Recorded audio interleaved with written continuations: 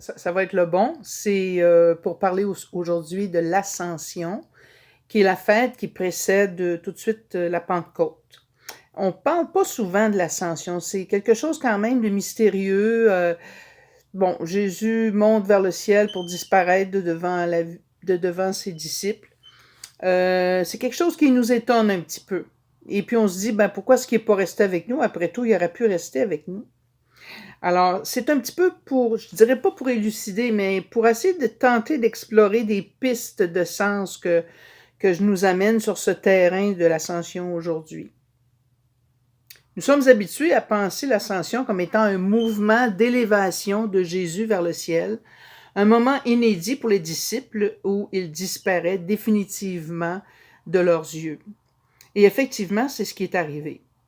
C'est ce que nous relate, du moins, le premier chapitre des Actes des Apôtres. Les anges qui étaient là, présents au moment de l'ascension de Jésus, disent aux apôtres, ce Jésus qui vient d'être enlevé au ciel d'auprès de vous reviendra de la même manière que vous l'avez vu s'en aller au ciel.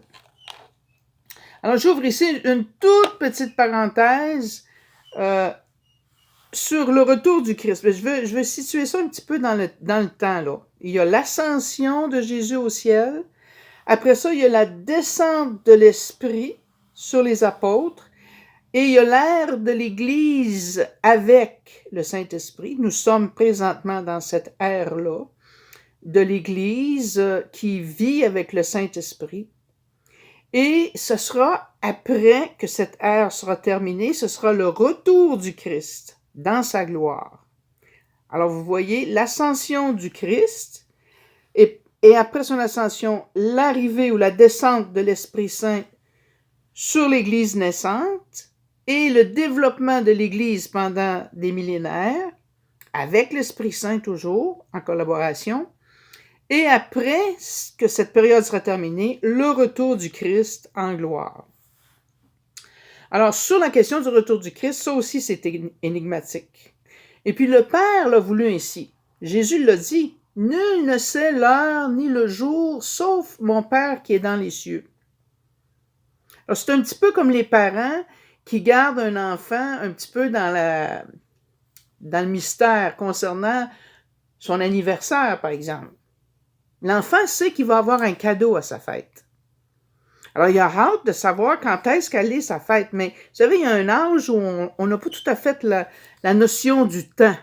Hein, la notion de c'est-tu aujourd'hui ma fête? On le demande hein, à papa et à maman. C'est-tu aujourd'hui ma fête? C'est aujourd'hui que je vais avoir un cadeau? Alors, le parent, lui, il veut garder son enfant un petit peu dans l'interrogation. Pas pour le garder dans l'interrogation pour le heurter, là, mais il sait que l'enfant veut tout avoir tout de suite. Alors, il sait que le temps n'est pas encore venu. Hein?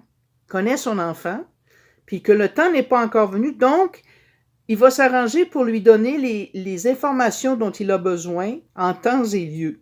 C'est un peu ce que le Père fait avec nous. C'est en temps et lieu qu'il nous donnera les signes de la connaissance du retour de son Fils.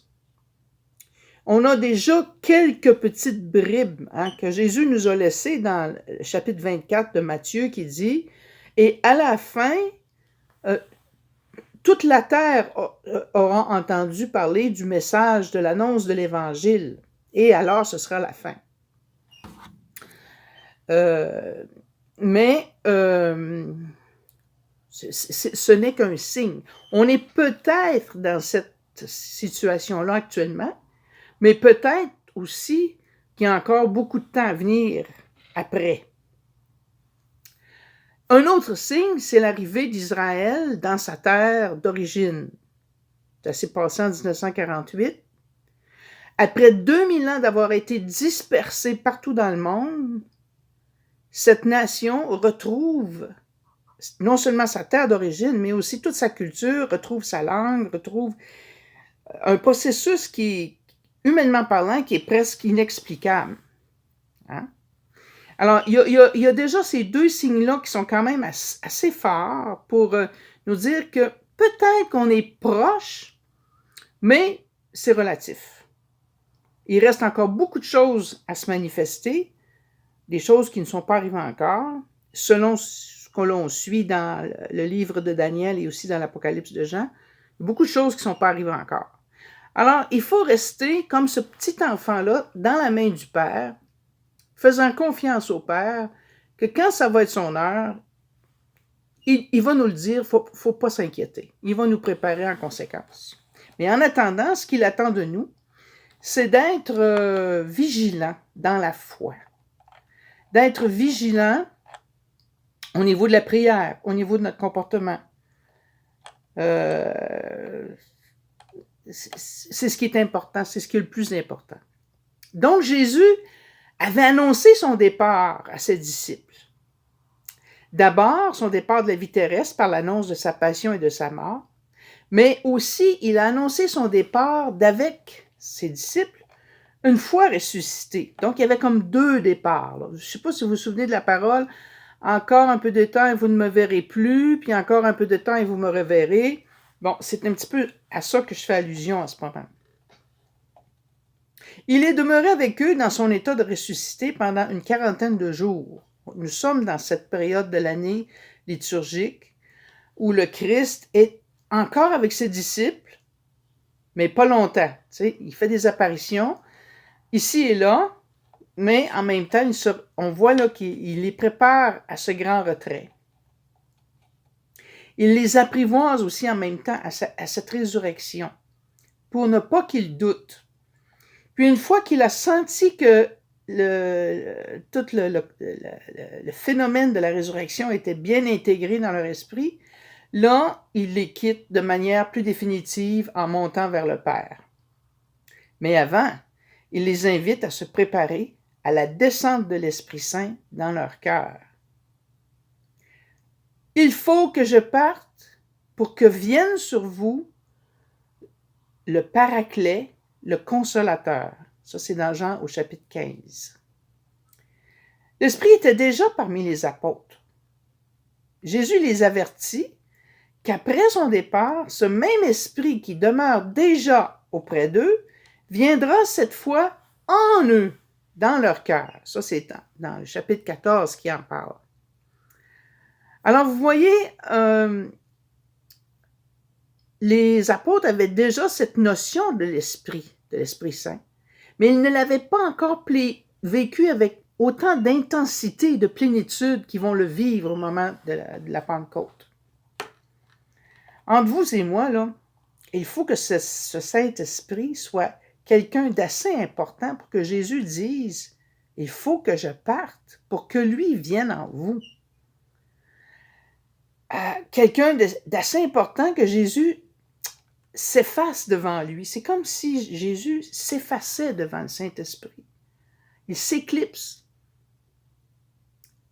Quelqu'un d'assez important pour lui dire maintenant, je monte au ciel parce qu'il faut que je lui laisse toute la place. Et nous, quelle importance est-ce que nous donnons à l'Esprit Saint? Et qui est cet Esprit Saint? C'est une grande question qui ne peut se résoudre en un seul petit vidéo comme on fait maintenant. Hein? J'y reviendrai peut-être plus tard au moment de la Pentecôte. Mais pour aujourd'hui, je me contenterai d'appuyer ou d'insister sur le mot « consolateur ». Quand quelqu'un nous quitte, que nous vivons une perte, un deuil, nous avons besoin d'être consolés. Lorsque Jésus annonçait son départ, en personne responsable qu'il était, il ne voulait pas laisser ses disciples orphelins, sans personne pour les instruire, pour les rassembler, pour en prendre soin. Bien sûr, Jésus leur avait donné sa mère, Marie, qui, elle, avait déjà vécu l'expérience de l'Esprit Saint au moment de la conception de Jésus en son sein. Elle connaissait d'expérience qui était cet Esprit et comment il avait opéré dans son cœur à elle et dans son corps de jeune femme et de jeune mère. Elle était donc en mesure d'instruire les apôtres et les disciples sur l'expérience existentielle de l'Esprit Saint en termes d'envahissement, de saisissement de l'être tout entier. Bien sûr, Marie n'était pas l'Esprit Saint, mais elle a été comme son véhicule, si vous voulez, pendant le temps qu'elle a porté Jésus en elle-même. Puis l'Esprit Saint, lui, il n'y a pas un mode d'emploi statique, universel pour tout le monde. Chaque personne est unique à ses yeux. Donc, son mode opératoire, là, il va être personnalisé pour chacun de nous.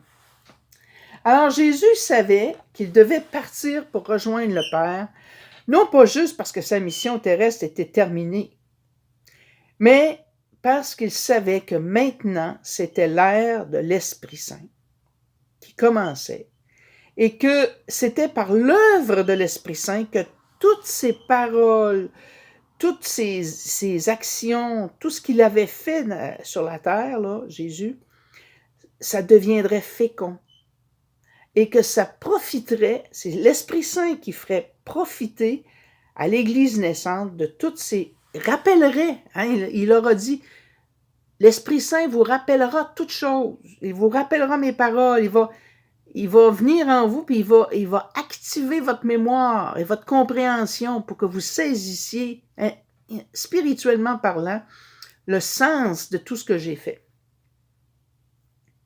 Alors, on pourrait facilement dire, pas d'Esprit Saint, pas d'Église.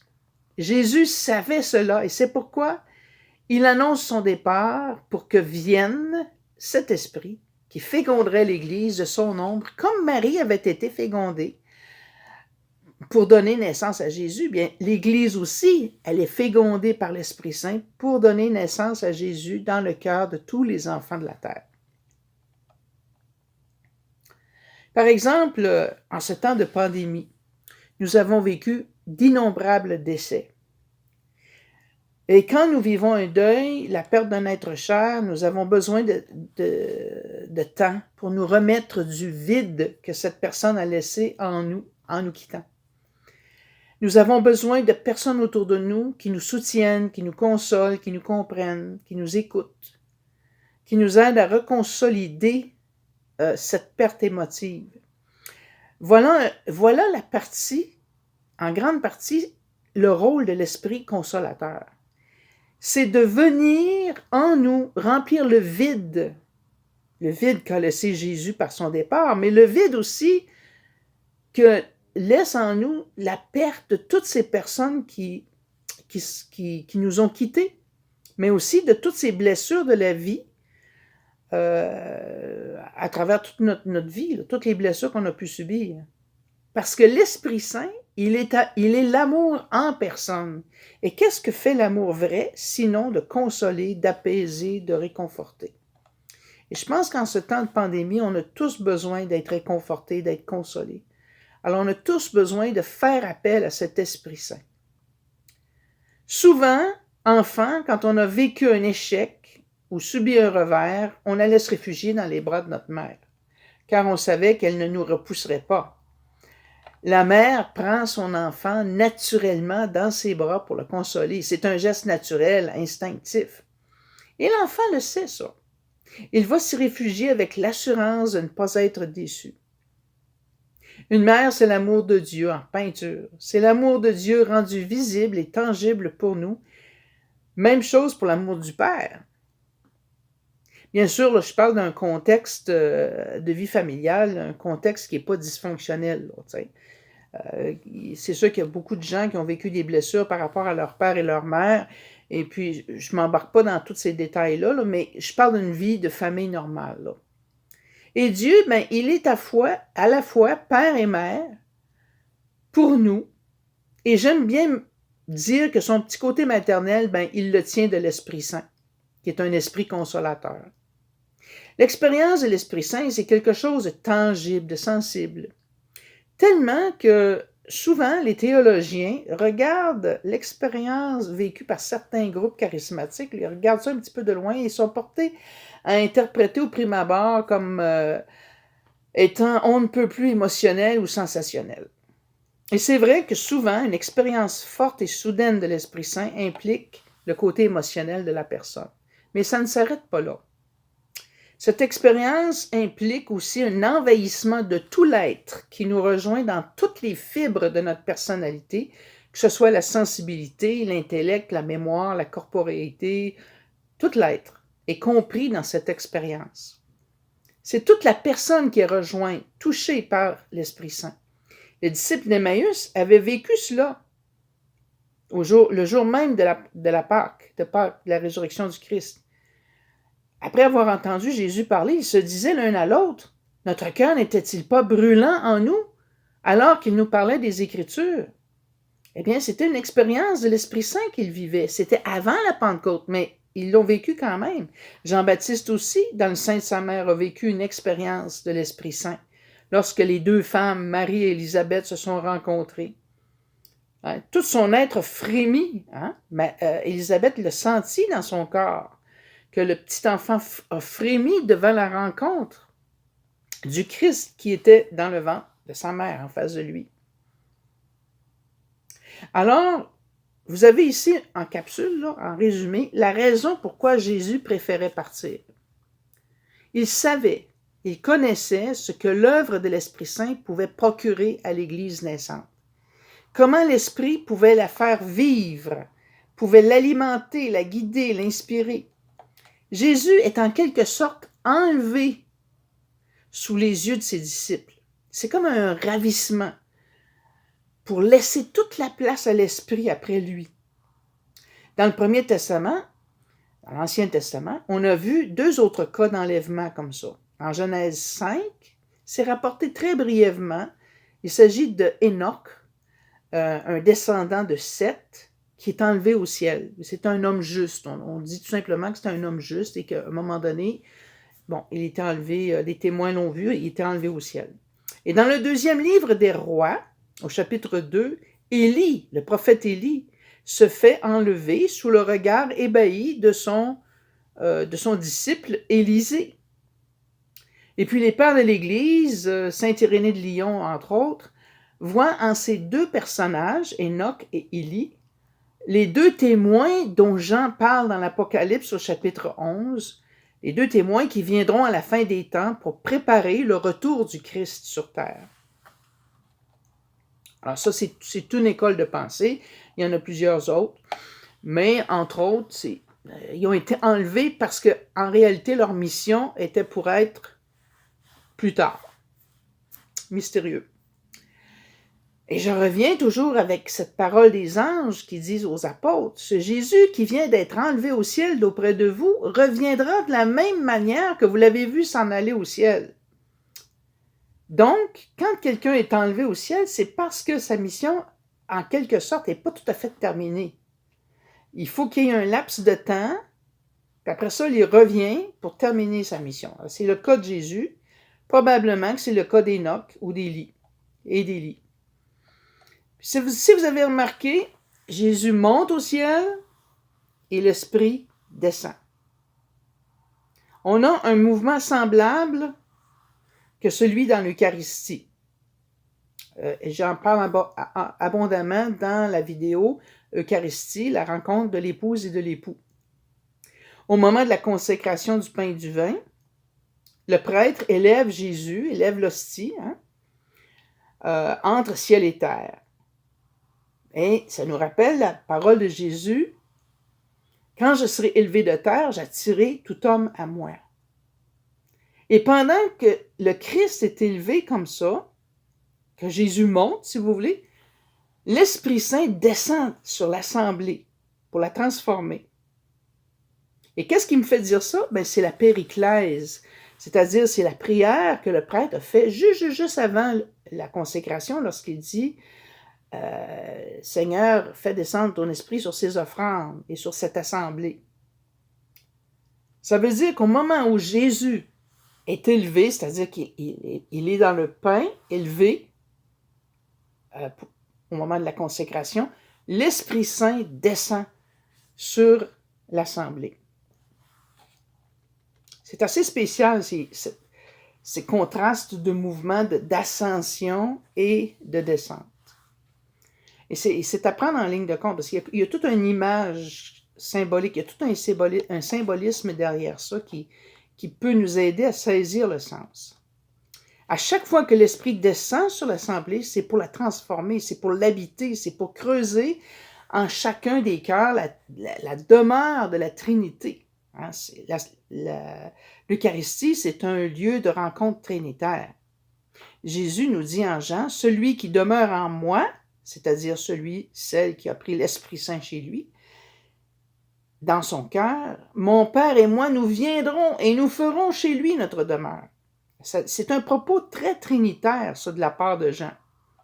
Et saint Séraphin de Sarov disait que le but de la vie chrétienne, c'est l'acquisition de l'Esprit Saint. C'est sûr que c'est pas quelque chose qu'on peut sauter dessus puis l'acquérir comme ça, parce qu'on sait que l'Esprit Saint, on ne sait ni d'où il vient ni où il va. Mais c'est quelque chose qu'il faut désirer en nous. Si je ne désire pas l'Esprit Saint en moi, si je ne désire pas qu'il agisse à travers moi, qu'il me transforme, qu'il m'inspire, qu'il me guide, il faut que je me pose des questions à savoir si j'ai vraiment l'esprit chrétien, si je suis vraiment chrétien ou chrétienne dans la fibre de l'être.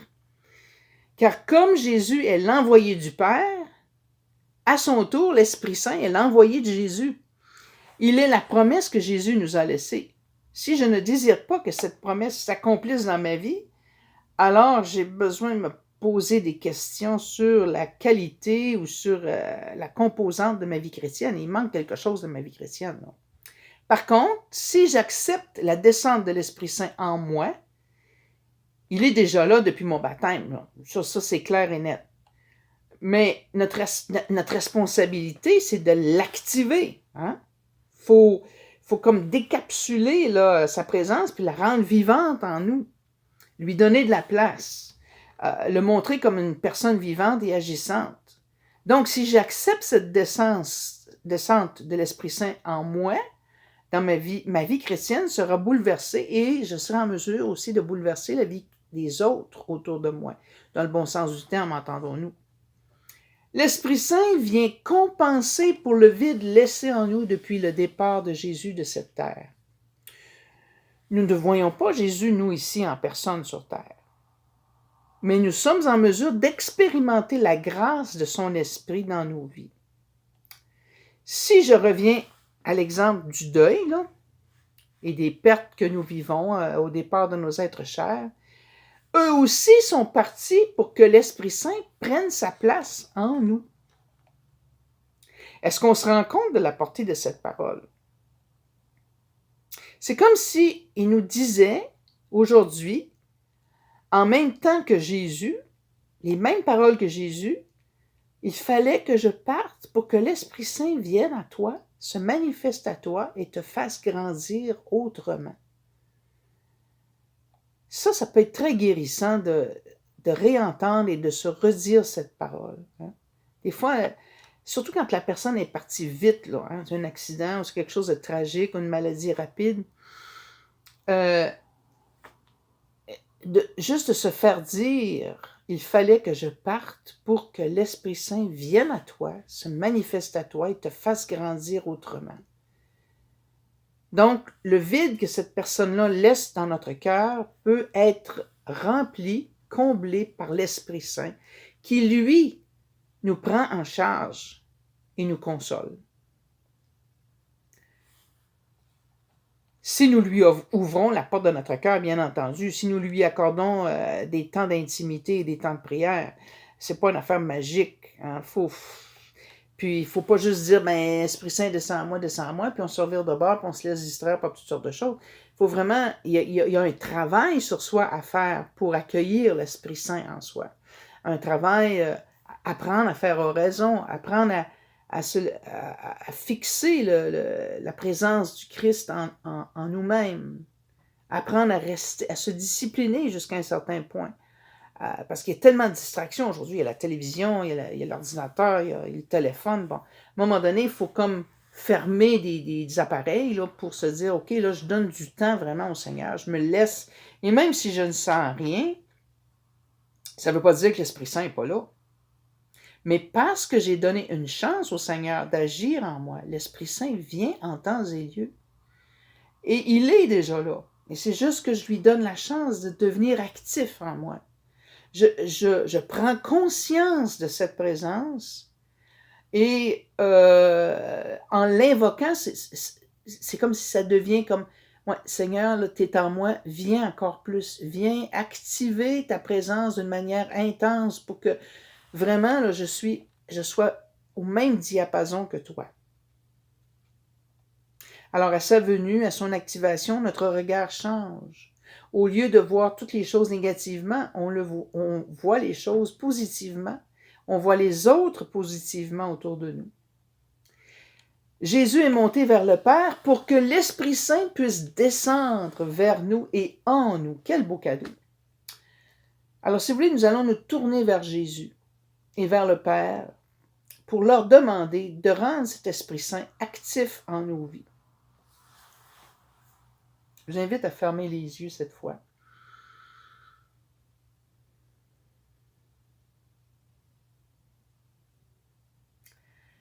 Seigneur Jésus, je sais que ton esprit est déjà présent en moi depuis le jour de mon baptême et de ma confirmation. Tu me l'as promis. Mais aujourd'hui, j'aimerais en prendre conscience davantage. J'aimerais en actualiser la force, la puissance, si tu le veux bien, Seigneur. J'aimerais me rendre disponible, Seigneur, à sa venue, à sa présence. Ouvrir mon cœur, ouvrir mon esprit. Je te demande humblement pardon pour toutes ces fois où j'ai mis des blocages à ton Esprit Saint, où je me suis placé devant lui, pensant que c'était moi qui faisais les choses plutôt que toi. Oui, Esprit Saint, passe devant moi maintenant et agis pour moi, agis en ma faveur pour que le chemin soit tracé devant moi. Prépare mon cœur à comprendre, à mieux saisir la volonté du Père dans ma vie.